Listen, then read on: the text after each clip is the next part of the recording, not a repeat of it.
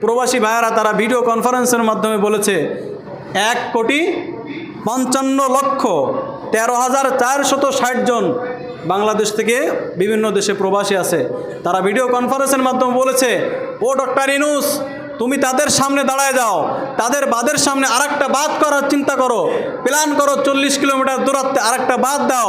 ওরা বাঁধ দিয়েছে 7,320 ফুট, তুমি বাঁধ দিবা 7,500 ফিট উঁচু, ওদের থেকে আরও বেশি বাঁধ নেওয়ার জন্য তুমি পরিকল্পনা গ্রহণ করো।